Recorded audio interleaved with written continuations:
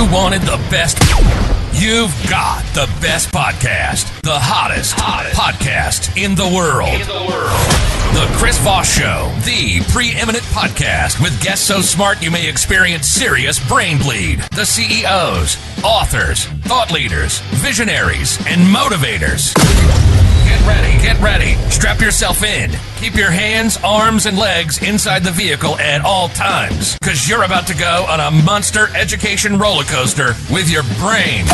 Now, here's your host, Chris Voss. Hi, folks. It's Voss here from thechrisvossshow.com, thechrisvossshow.com. Welcome to the big show, our family and friends. For 15 years, we've been bringing the Chris Voss Show. What more do you want from us, people? 2 to 3 new shows a weekday, 10 to 15 a week, bringing you all the greatest brilliant minds, the billionaires, the CEOs, the authors, the Pulitzer Prize winners, the astronauts, the people who advise presidents. All the greatest people are on this show, and then there's just little old me. So, as always, we ask you, beg of you, we require of you. It's not really a requirement. We just say that on the show. To go refer the show to your family, friends, and relatives, go to goodreads.com/Chris Voss, youtube.com/Chris Voss, linkedin.com/Chris Voss, the big old LinkedIn newsletter over there, if I can even pronounce it right. And also, Chris Voss one on the Tickety Talk. Give us 5-star reviews on iTunes because we smell good.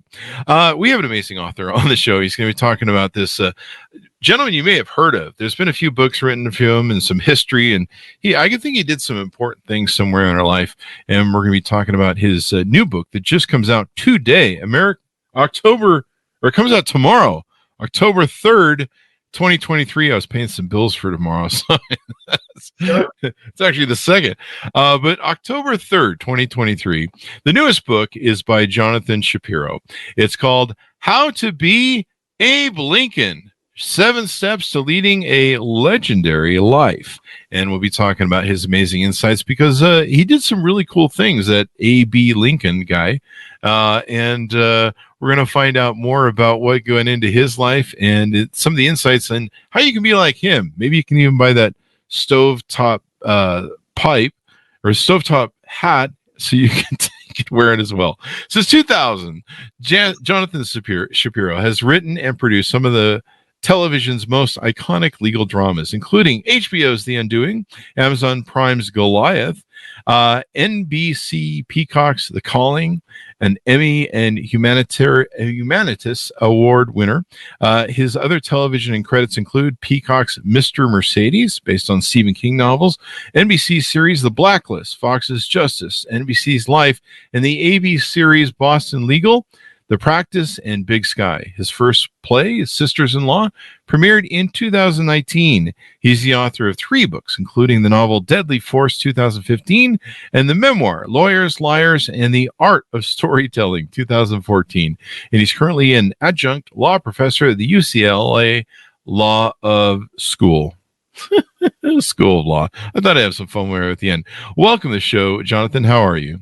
I'm very well, Chris. I thank you on behalf of a grateful nation. 2,000 interviews, 15 years.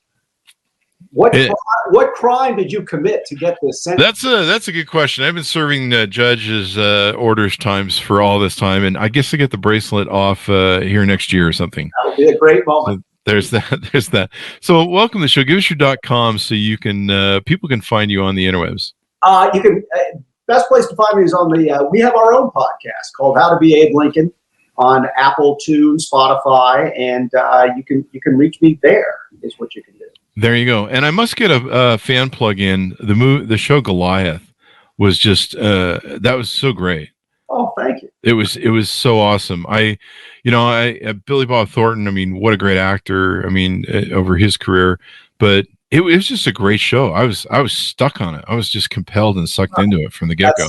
Nice to hear. I appreciate it. That was a lot of fun, that show. There you go. So your newest book, How to Be Abe Lincoln. Give us a 30,000 overview of the book, please, if you would. So we live in a time that's almost, but not quite, thankfully, as divided as Lincoln's time.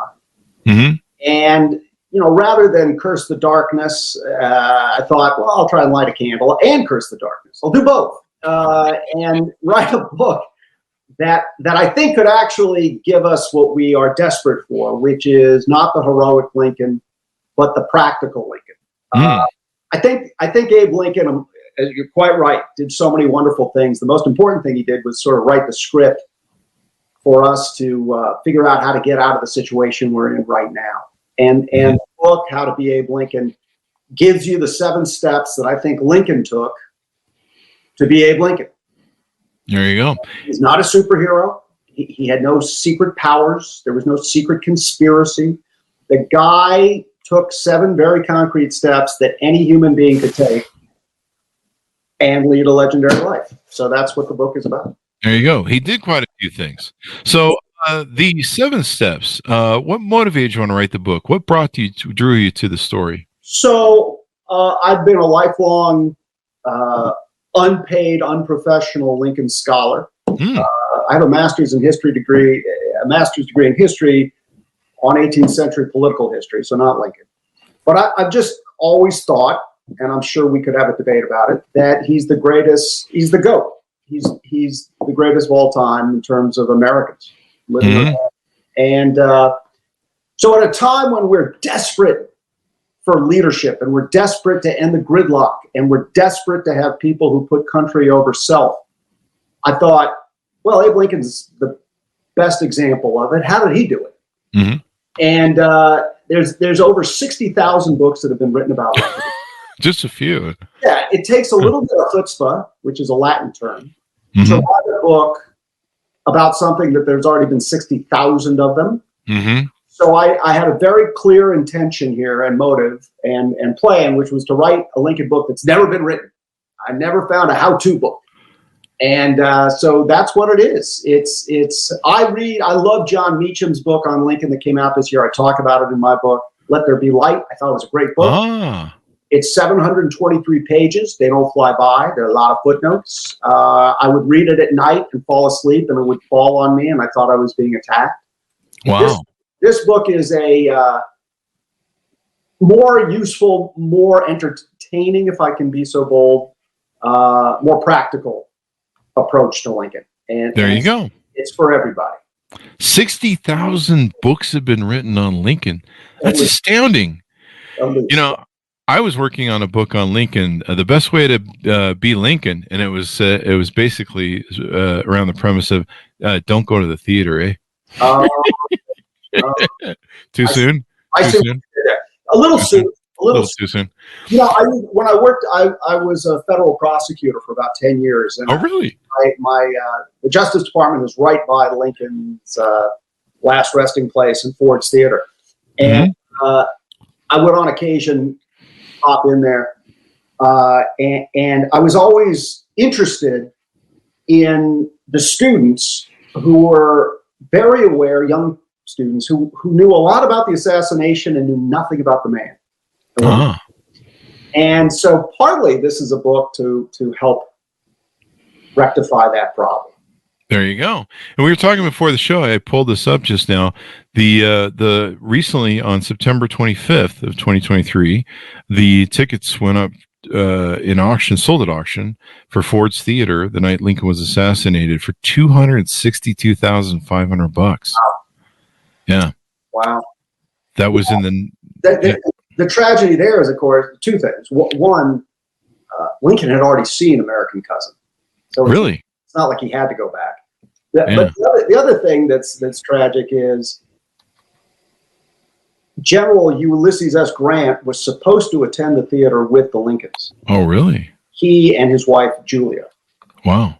Mary Todd Lincoln, who was prone to jealousy, didn't like Julia Grant. And so the Grants begged off and didn't go.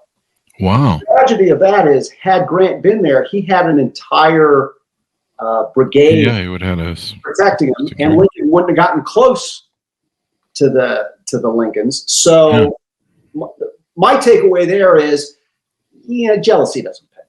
There you go. Looking at the tickets. I have to tell you, Chris, that's not in the book. That's just some free advice I'm just offering. You're listening. That's interesting, though. I mean, I love these little tidbits because you think, God, how would history have changed? What would the arc of history have been different? And would we be in a different place today? and stuff like that. You just touched upon the most important, fascinating, agonizing alternative history question in American history. There you go. Had Lincoln lived, we know what his plans were for Reconstruction and reconciliation. He issued them when he issued the Emancipation Proclamation. Mm-hmm.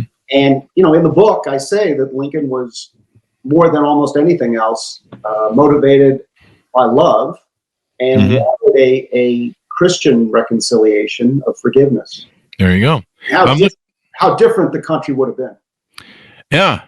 Maybe, no, that's a bad joke. I'm not going to go there. I will do this one, though. I'm looking at the tickets online, and it looks like the seats were in the non-shooting section. So there's You do know, I'm not the guest to talk about the Lincoln Ford Theater tickets. I just had to pop that joke. It's topical.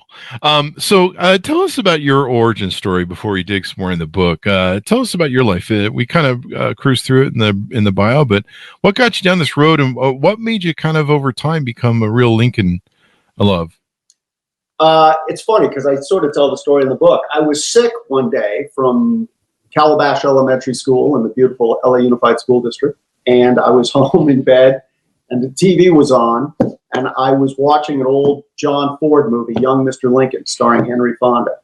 Mm-hmm. And at some point as a kid, I had read the kid's book, Meet Abe Lincoln. So that movie had such a profound impact on me that I think that's when I first started about thinking of law school. And my oldest son is named Abraham for Abraham Lincoln. Oh, really? It's been kind of a lifelong interest. And I think, I try to talk about this in the book, that the reason Lincoln is so appealing is he's so human. Mm-hmm. He had a great sense of humor. He was considered the greatest storyteller of his generation. People used to go to the White House not to meet the president, but to hear his jokes. Really? He suffered from significant depressions to the point where his friends had to take the razor out of his house because they were afraid he was going to kill himself with it. Really? Wow. He made mistakes. He was sometimes quiet when he should have spoken up, and spoke up when he should have stayed quiet. He's one of us. Yeah. And the idea that this loving, conflict-averse man had to become the commander-in-chief in the most brutal butchering in the history of the United States, and that he did it because his moral compass said he had to do it, is beyond Shakespearean. It's the greatest American story. And so you asked me, how'd you get interested in Lincoln? How can anybody not be interested in Lincoln? He's the best and the brightest this country ever produced. That's true. Washington's been calling me. He's upset that you said that Lincoln was the GOAT. So Washington and I have beef. I'll forward his emails to you. Yeah, no, he's got issues. He's never gotten over that wooden teeth thing. You date Martha one time before they get married. I know. But that's different. That's I know. In the book, was one of the motivations in the book, with Lincoln's time, with what he was dealing with, is we were on the cusp of being at each other's throats as brothers and sisters, as what we know as Americans, and we're kind of there today with what's going on with our politics, and it basically was a great attempt to not in like it was awesome, but like it was a great attempt to destroy this country and separate it into two different countries. Do you think that that was a bit of motivation for you too, as well, to try and see if we can? That was the main motivation to write. There you go. I was always going to write a Lincoln book in my mind. But the time finally came, huh? Life is funny. Unfortunately, my father became very ill and passed away in April. And so I was sorry. The last few months of his life, I was over at my old family house helping mom out. And so I found my old AP history notes and books. But what really troubled me was I kept seeing old friends who, worse than disagreeing with me politically, didn't want to talk about politics. Mm-hmm. They were done with politics. They're sick of politics. They hate both sides. They're just done. That's kind of where I'm at. And that's bad news for democracy. You can't have that. Yeah. If all the citizens wash their hands of it, then you know who's in charge? The people who have their own personal interests in being in charge. Yeah. So I thought, okay, now is the time to just do whatever I can to remind people, hey, you know, Abe Lincoln actually has everything to say about this moment. And every aspect of his life is a great example of how we can get back to being the country that I think we're supposed to be. There you go. And I mean, he was so gracious about the war and winning, even the rules he made of prisoners being held. And at the end, he didn't really want to punish the South. He was more like, okay, look, we settled our differences. Let's all get back to trying to be Americans, I think, if I understand his history correctly. Tell us some of the 7 steps, or tease out to us some of the stories that are in the book. So I like what you said about graciousness, because that was almost going to be one of the steps, because it was such a hallmark of his character. So the idea is, what are the 7 steps that Lincoln took to be Abe Lincoln? And there's 7, and I'm going to tell you right now, the first letter of each step spells out Lincoln. Does it really? Yeah, and if you think, well, that's goofy, that's right. It's supposed to be goofy, and I'll tell you why. It's a book about Lincoln, and Lincoln liked to be goofy, and he was always goofy on purpose in order to advertise and brand himself and to make a point that would stick. So, for example, he would always ride into town on a horse that was too small on purpose. He always wore the stovetop hat because it became iconic. He carried a green umbrella with his name stitched into it in white so that people would remember his name. He joked that he was the ugliest man in the world, and once said that if he had 2 faces, would he wear the one he had on? He also made himself the subject of more photographs than any other American in history up to that point. He created this vast body of IP that could be used by newspapers. So he was a guy who understood public image and understood how to craft it. And so he would do something like the acrostic Lincoln. So the first step to be Lincoln, I think, and the most salient aspect of his character that all his contemporaries talked about, is laughter. To be Lincoln, you have to be able to laugh. That guy was a Henny Youngman, Shecky Green comic. He never stopped telling jokes. Sounds like he missed his career, man. He should have done the tour, hit comedy. That's funny you say that. There were contemporaries who thought that he should have and could have been a professional humor writer. There you go. And there were others who hated his humor and thought he diminished the dignity of the office, who claimed he suffered from what we would now call Tourette syndrome. I mean, he literally could not stop. Really? Wow. One of the things he said was that he needed humor to live. That if he didn't laugh, he'd say he'd cry. And then later in his administration, he said if it wasn't for laughter, he'd kill himself. Wow. So to be Lincoln, you have to laugh. Well, what does it mean to laugh? I think that laughter is a sign not only of great intelligence, but also of great empathy. I've never really known. My wife wrote a wonderful book about stand-up comedy a number of years ago called Comic Lives. And a number of my friends are comics. I've never met one of them who wasn't very, very bright and also very, very sensitive and very dark.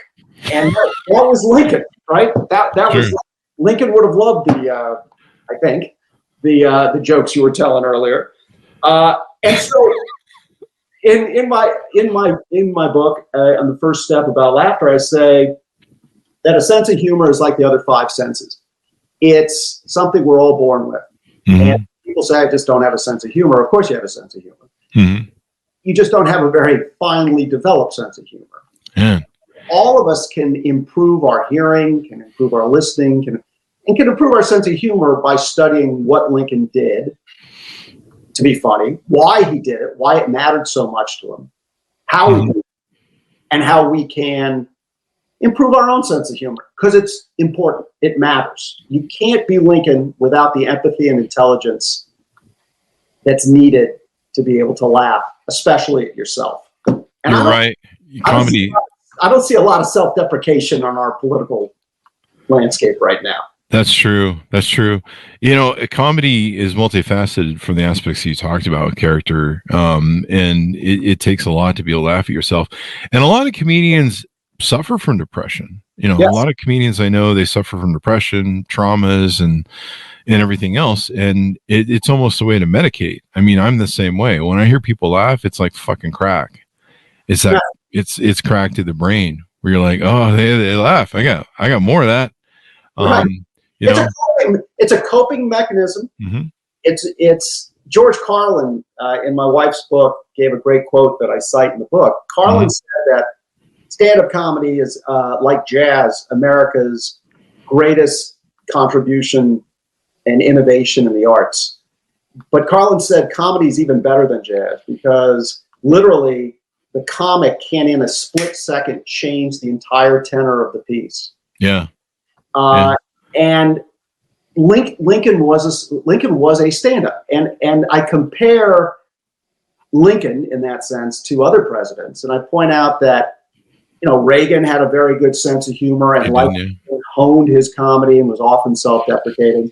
Mm-hmm. I also point out in the book, Lincoln, at least until his early 30s, could be very cutting, could be a real insult comic, which is really contradictory to our image of him.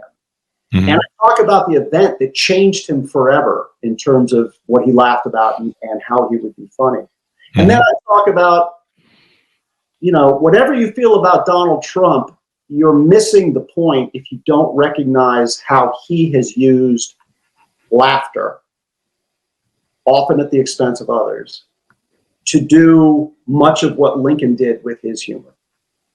In what way?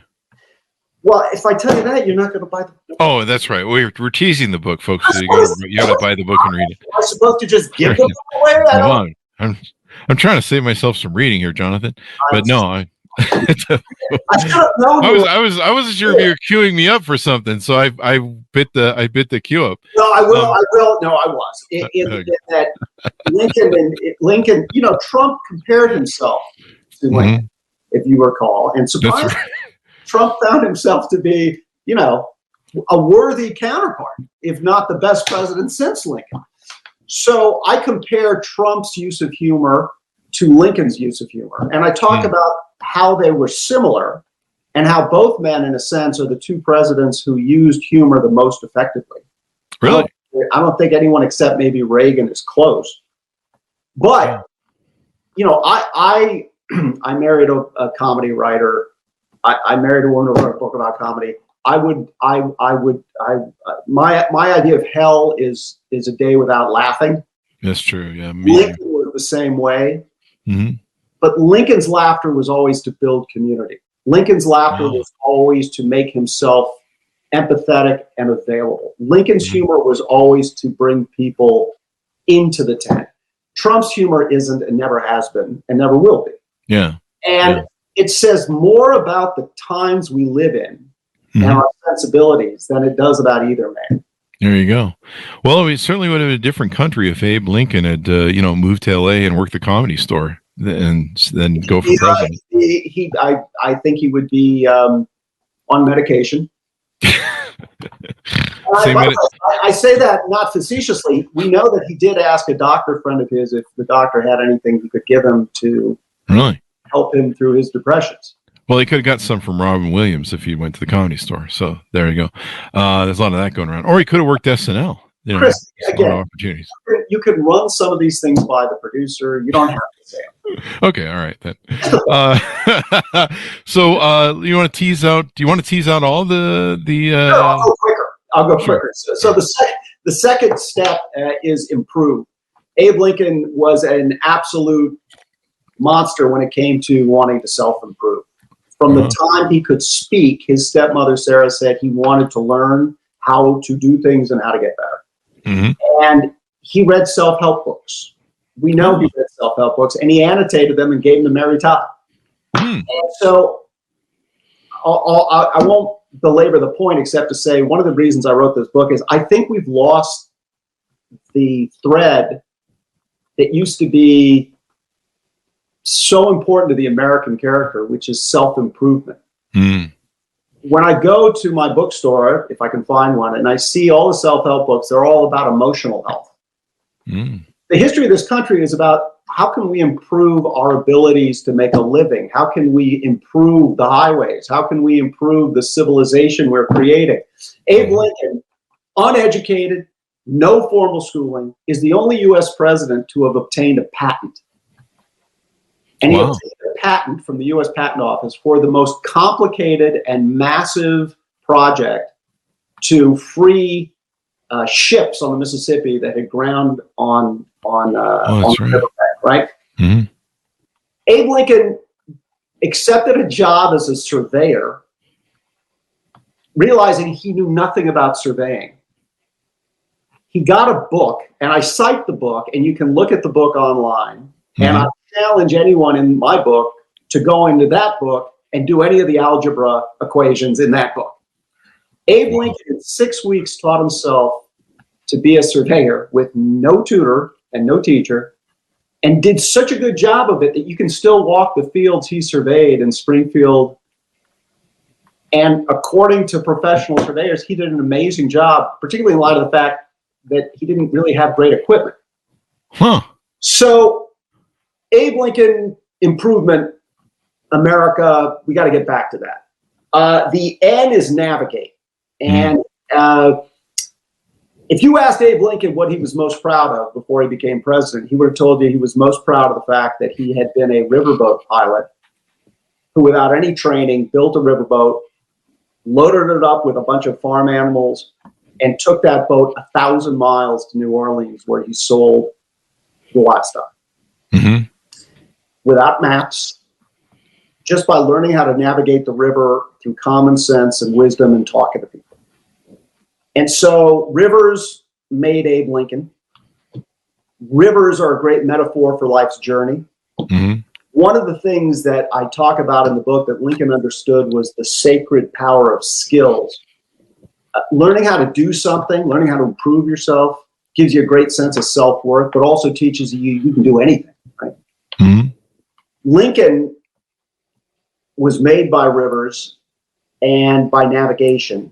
And if you can't navigate, and if you can't go from here to there in a reasonable way, you're never going to go anywhere. It drives me crazy that we all rely now on GPS and Waze and technology, and nobody can read a map. And it seems like a small thing, but it isn't. Mm-hmm. And it comes to a second part of the American character that used to matter, but doesn't seem to matter as much anymore, which is self-reliance. Yeah. Right? Emerson's great essay on Americans were supposed to be people who could learn to do something and they just do it themselves. Mm-hmm. Now, that kind of self-reliance, if I use the term self-reliance and learning how to do things, you immediately think about what? Preppers for the apocalypse or survivalists. Yeah. That's a problem. So I want to get back to the old notion of self-reliance. So that's the N. The C is for collaboration. Abe Lincoln and the great late Senator John McCain understood that you can never do anything legendary yourself, but you can with other people. And this has been a hard lesson for me to learn because I agree with Dorothy Parker that hell is other people. Lincoln was not a born collaborator. He was a wolf. He could be a loner. He enjoyed his own company, but he learned to do it, and he learned to collaborate with the most horrible people imaginable. His law partner for 14 years, Billy Herndon, who did everything for Lincoln, was a flat-out alcoholic with all of an alcoholic's character defects. Mm-hmm. Mary Todd, I think they had a good marriage, but I also think nobody knows what happens in a marriage. But he was able to collaborate with Mary Todd Lincoln and gave her credit for his election to president. Wow. So collaboration, how you do it. One way you have to do it is by not making yourself the star of every single thing. And I talk about how to be a great collaborator. Which brings us to O, which you'll like because you're like me. You're a gadfly, gadabout type guy. Mm-hmm. O is for objection. What made Lincoln great was the fact that even though he was conflict adverse, when his morals and his principles based on fact convinced him that something was wrong, he objected. And he objected to the point where it cost him politically and ultimately cost him his life. Yeah. He was a one-term Whig congressman. He was one of the few people to oppose our invasion of Mexico for the Mexican-American War, knowing it was going to cost him his seat. And it did. And he never, ever regretted it. So I talk about the fact that we live in a time where people are angry as hell, but not angry enough to actually object in an effective, principled manner. We're great yellers. We're like junkyard dogs. We'll bark at anything and we'll snarl at anything and we'll bite anybody that's vulnerable. What Lincoln did was make himself the master of the facts of every situation. And when he had to make a decision, if the decision involved violating what he knew to be right, he didn't do it. And the power and the courage it takes to object has been lost in our country. Definitely. And so that's the O. The L is for love, which sounds goofy, but here's my theory on this. Abe Lincoln's bodyguard said it was frustrating to try to describe Lincoln to other people. He saw him every day for years, and he could never quite get the words to describe what made him so great. And the bodyguard said Tad Lincoln, who, if he were alive today, would have been diagnosed as on the autism scale and with learning disability. Back then, he was just considered badly behaved. Wow. Tad Lincoln would break into cabinet meetings. And Lincoln, this is a time when spare the rod, spoil the child was the view. People criticized Lincoln for being too loving to his sons. And when Tad would interrupt the meeting, Lincoln would get down on his knees and listen and take however long it took for Tad to get out what he had to say. And Lincoln's bodyguard said that was Lincoln. Wow. All the things he saw, he said, it showed the great heart of the man, and it showed the fact that Lincoln loved and could be loved. Now, in all the Lincoln books I read, they talk about the relationship that he had with various women that he got engaged with and his reactions to when they ended the relationship, and they talk about how horrible Mary Todd was. My theory is they loved each other, and they were both weird people. And it's kind of a miracle they found each other. And from the outside, it looked tumultuous. It did hit him a lot. And yet, everything they ever wrote and everything they ever did speaks of love. And on the last day of his life, they took a carriage ride where they talked about what they would do when they retired and how they would travel the world together. And so I seriously think that what's missing in our country is love for fellow Americans. There you go. And that seems like an obvious point, but I don't know. I seem to yearn for it, and I don't see it. There was a time when we loved one another because we were Americans. Yeah. I mean, you saw like 9/11, how we came together as Americans. So it's happening. It's got to happen again. And then the last step is I think portrayed beautifully in Steven Spielberg's movie Lincoln. And the step is now. We have to do it now. Yeah. We can't wait any longer for someone else to get elected. We can't wait any longer for, God forbid, some tragedy to bring us together. Each one of us as American citizens have an obligation to be Lincoln. There you go. And if we don't do it, we have no one to blame but ourselves if things don't get better. And that's all the more reason to get everyone to buy the book so we can get everybody on board. Well, listen, I've got kids in school. This shirt was on sale, but it's not free. Order, folks. He's got kids in college, man. I'm still paying off the stovetop hat. There you go. Well, I like the love part in the Americans coming together part. One thing I found is I'm at the middle. I'm a moderate Democrat, so I'm kind of in the middle, and I've learned to look at both sides and understand what they want. Maybe what they're trying to do is not the right way to do it, but that's why we debate as Americans, and we argue the points, and respectfully, hopefully, and lovingly, hopefully.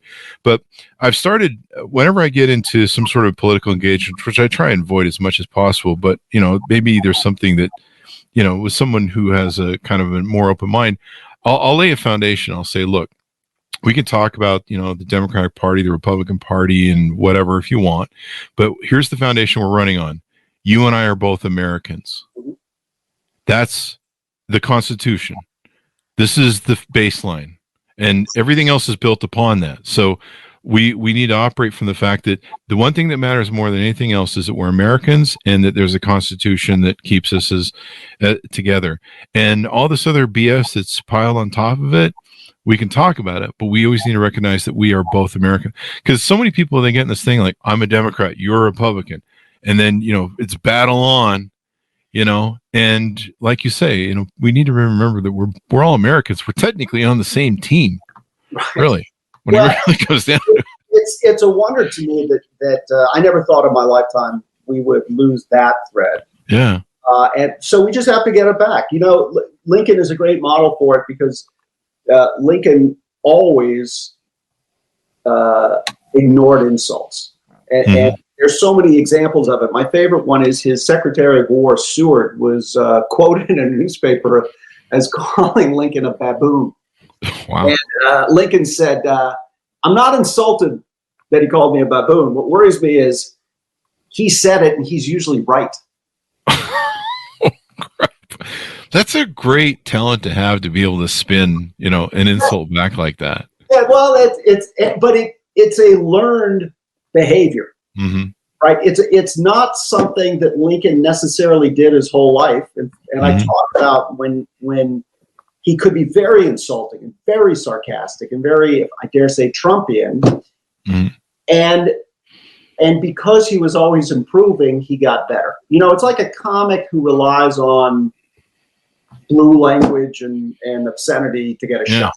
Right. The great ones never have to do that. And so I guess I like what you're saying about the foundation of, we're Americans, we have a Constitution. I love that. I'll tell you the thing that Lincoln used to do, which I think is also useful, whether it was in trial and in court, or dealing with Congress, or dealing with the South to the degree he could. Lincoln always conceded every point that he could. He always focused on what the primary issue was that he could not compromise on. And then, for the most part, gave everything else up. That's a really great analogy, too, because, here we demand everything. We won't give up a line item cent for, it's got to be our way or the highway. That's right. And that's the way both sides bark at each other. And think about it. We just avoided the 22nd government shutdown in American history. The first one was in 1976. Mm-hmm. Abe Lincoln kept the federal government open every day of his administration, 24 hours a day. The offices opened up Monday at 9 a.m. and closed at 3 p.m. every single day, like they had before the war and as they continue to do after the war. How did he do it? Well, one way he did it was he sent a special message to Congress on July 4th, 1864, saying, in essence, the citizens have the right to the continuity of government. Mm-hmm. And those in government have no right to break that continuity. Well, you know what? You can give a lot in these government shutdown talks, but you can't give that. Yeah. And so, here we're just talking and just two Amish fellas, chewing the fat, but we've already come up with 3 pretty solid ways to handle those people in all our lives who don't think we're wrong, don't just think we're wrong, but in being wrong, think we're evil. There you go.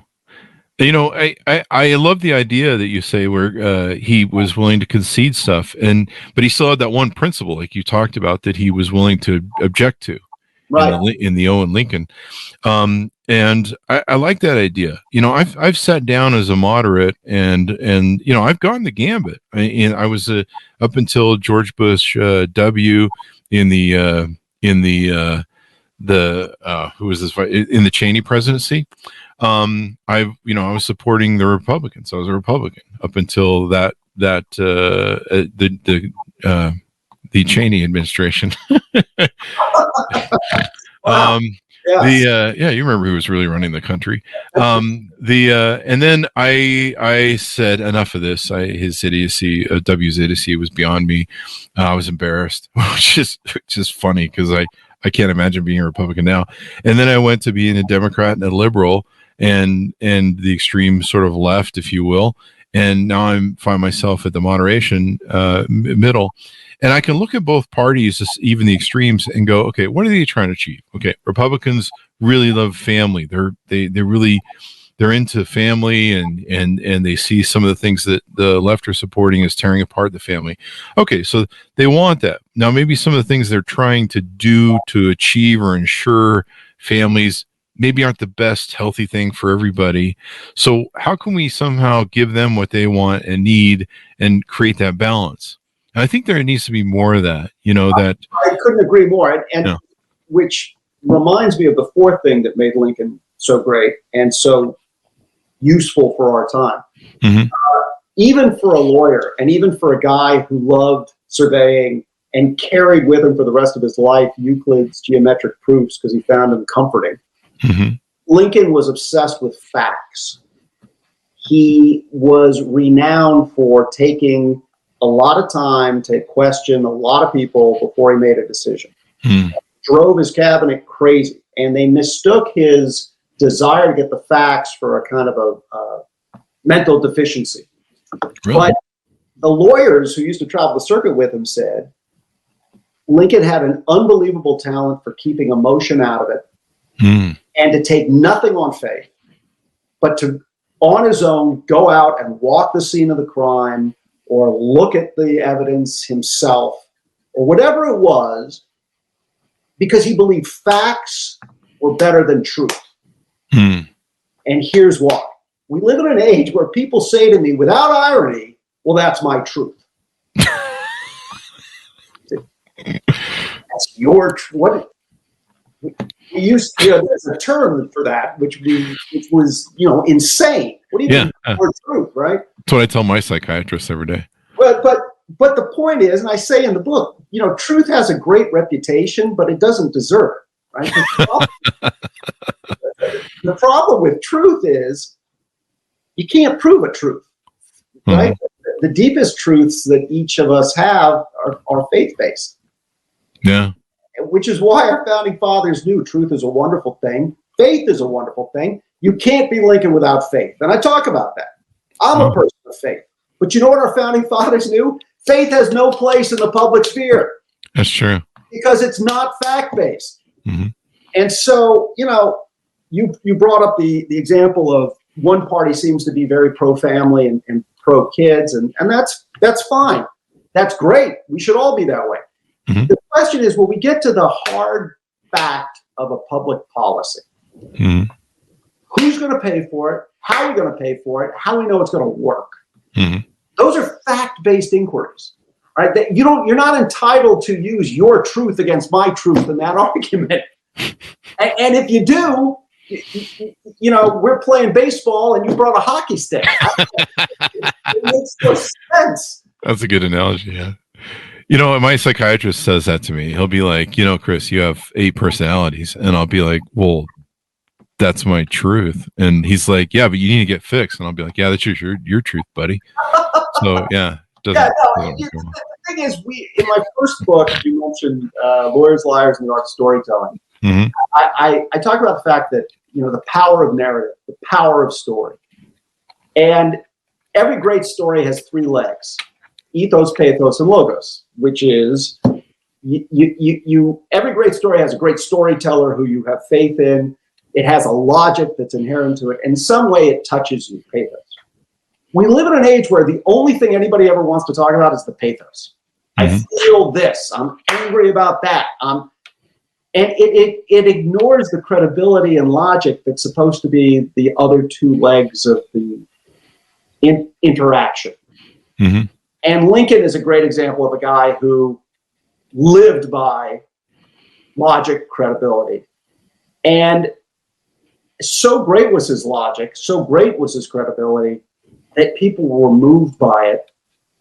I mean, he wrote the greatest speeches, arguably, in the English language. Yeah. In American history.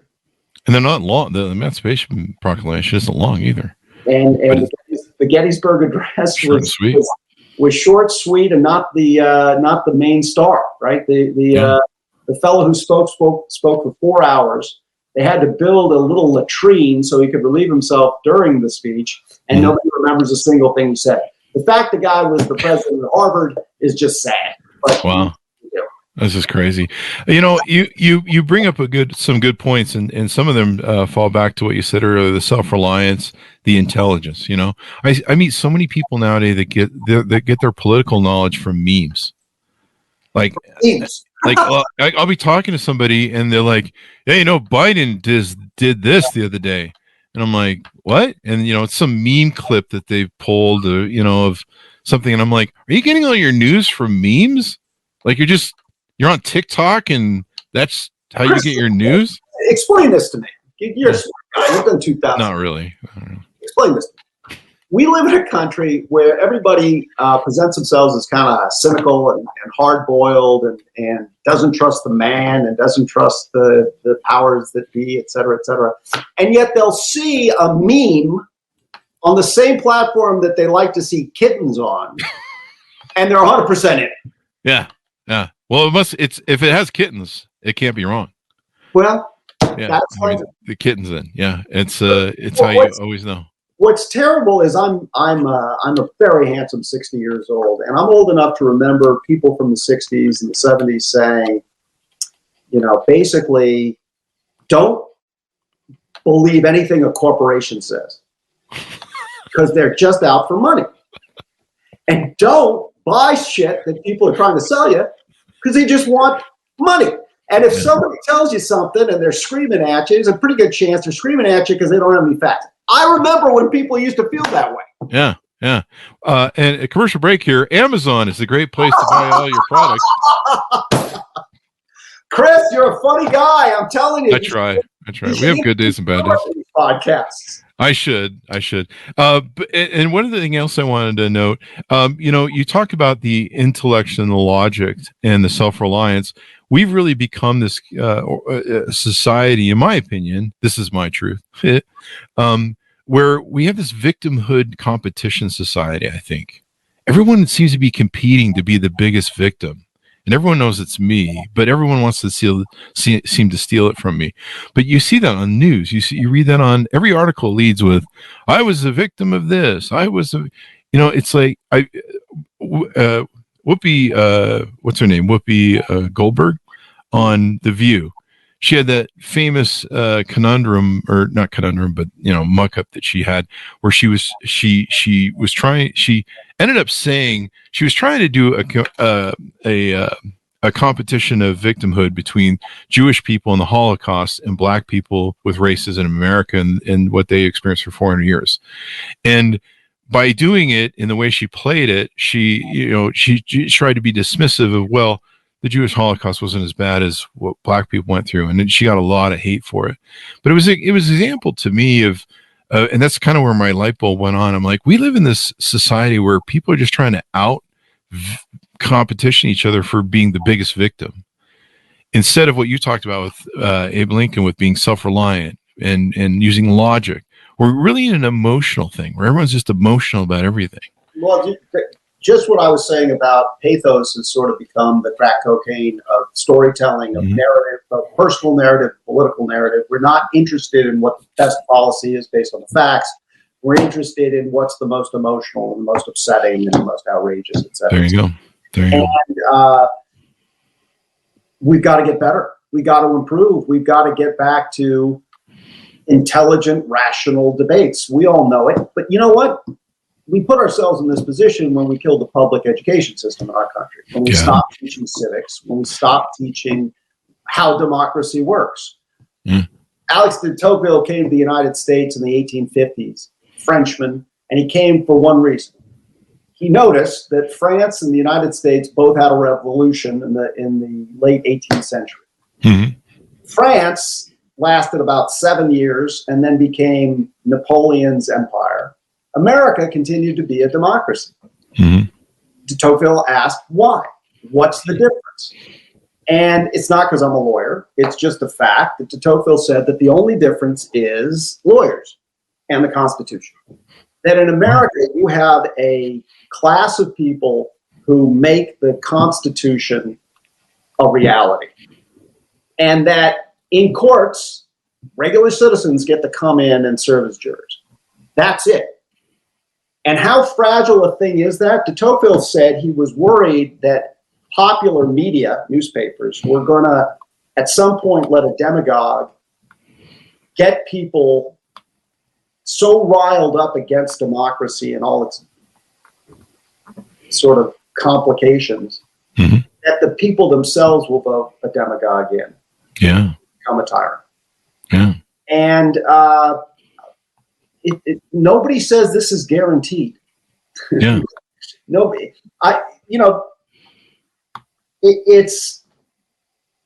In talking to you about this, I feel so strongly about it.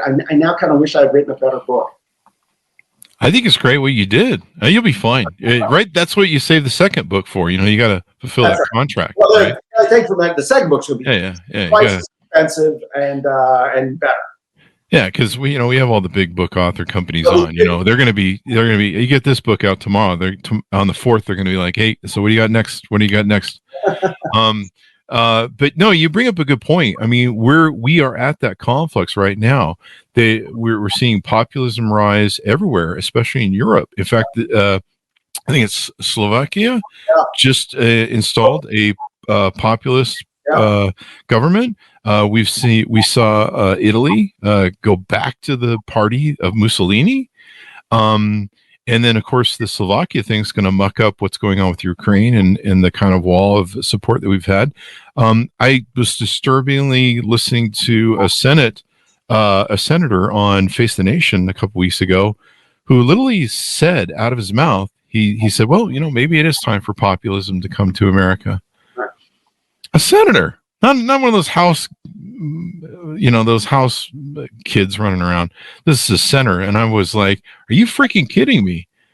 And, but you're right. Democracy is not guaranteed, but I think your book comes at a great time where we are at that moment. We're like going from president to president on whether or not this democracy, this great experimentation, this great experiment is going to go. We were just, for those watching 10 to 15 years, Mark Milley was just calling out and talking about some of the things that went on. And I don't think anyone knows how close we came to the precipice than him. When you really look at January 6th and the turning over the Trump presidency to Biden, there were really 5 people who stood in the way. There was Milley. There was, I think, 2 people at the Justice Department. And then there was Mike Pence. And I think there's probably another one. But really, it came down to 5 people. And that's pretty scary when you really think about it. And nobody really, everyone's like, yeah, whatever, democracy's been here. It'll be here next week. We'll be fine. Turn on see what Flo's doing on The Bachelor or whatever the hell, It's kind of where we're at. But you early in our discussion, you brought up the great point that so many people are disaffected and angered by politics that they don't care anymore. And that's how the evil take power. The good men do nothing. So there you go. Give us any final thoughts or tease outs or pitches you want to do on the book to get people ordered up. We have a podcast that's associated with it called How to Be Abe Lincoln with the great character actor Greg Grunberg, who's a good friend. And we have Mayim Bialik is our first guest.